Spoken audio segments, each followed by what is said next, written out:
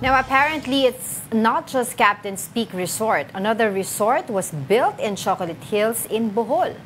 Let's get to know more about this with News 5 correspondent John Aroa reporting to us live from Tagbilaran, Bohol. John, what is this resort in question and operational pa ba siya? May mga documents ba sila like yung ECC?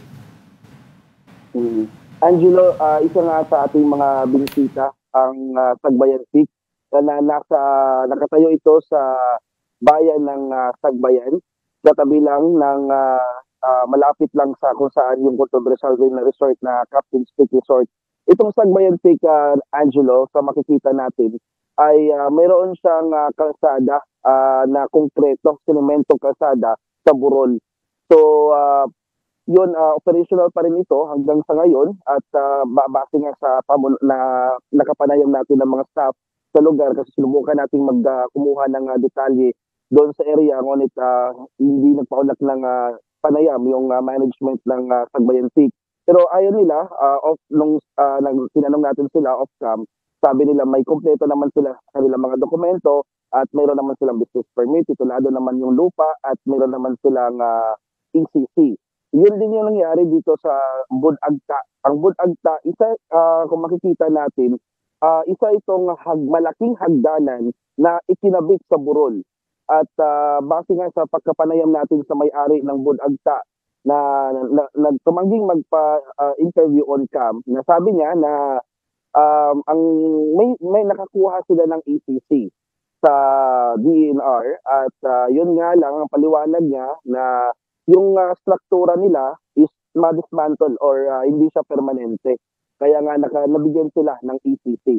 Hanggang ngayon, yung dalawang nabanggit ko na mga resort sa Burol o sa Chocolate na nakatayo sa Chocolate Hills, hanggang ngayon ay operational pa rin sila hanggang sa ngayon. So ito bang resort na ito ay mas matagal ng operational compared dito sa Captain's Peak, John?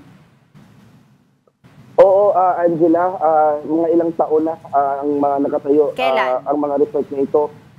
Yung Captain's Peak, mga nasa 2019 sila nag-operate. Bago niyan, may mga nauna ng mga resort na nakatayo dito. At yung mga resort na nabanggit ko, yung Sagbayan Peak, at saka yung Budagta, yun yung mga resort na nag-operate hanggang ngayon at may kompleto naman sila sa mga dokumento at mayroon naman silang ECC, yung Environmental Compliance Certificate. So kung meron silang ECC, meron bang iba pang kumbaga documents na kailangan? I mean, kasi sabi mo nga matagal na sila dito. And I was wondering kung may mga reklamo rin ba na natatanggap sila regarding dito sa pagtatayo nila sa mismong Chocolate Hills? Angela, base sa pagtatanong-tanong natin, may mga environmentalist na kumwestiyon sa struktura ng naturang mga resort.